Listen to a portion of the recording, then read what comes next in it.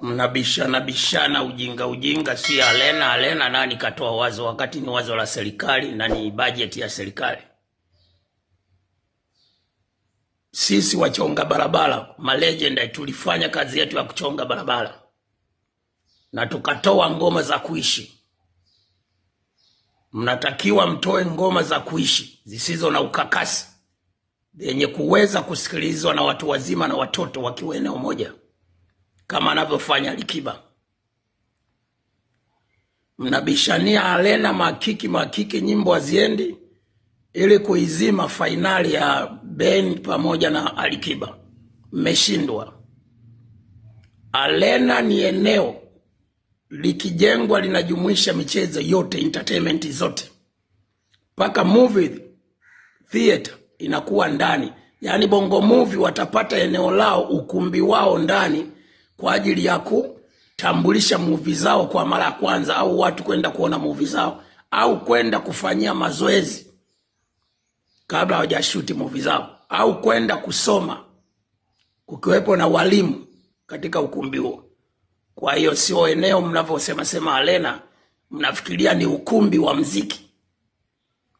Na ndio maana Diamond anasema eti serikali haijali mziki. Haijali mziki kweli, kwa sababu nishawahi kusema vitu mnavyovifanya ni vya kipuzi, vya kipumbavu.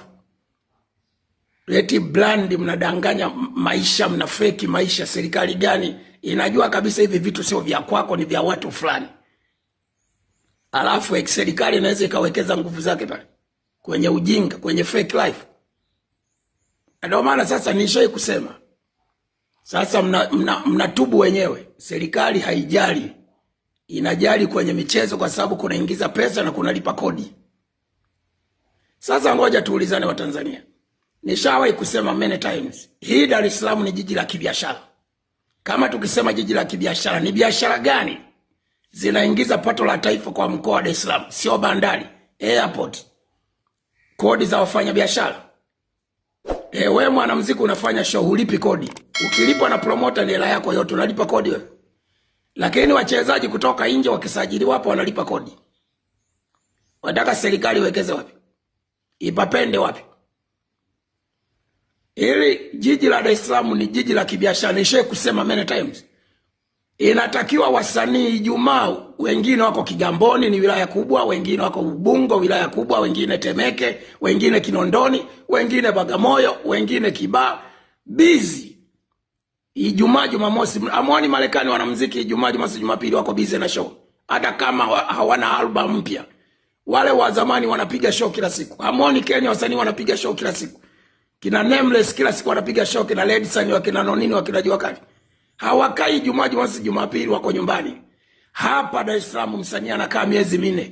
Tuambizane toka Januari imeingia. Mmefanya show ngapi Dar es Salaam hapa? Nipeni majibu. Alafu unasema serikali iwekeze. Alafu mnatambe eti Alena. Wakati hata Alena ikijengwa Dar es Salaam hamna show.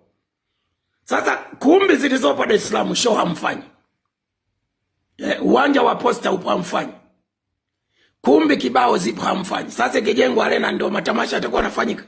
Watu ndio watakuwa wanakuja. Akili. This is Mambas 24. We live your life, man.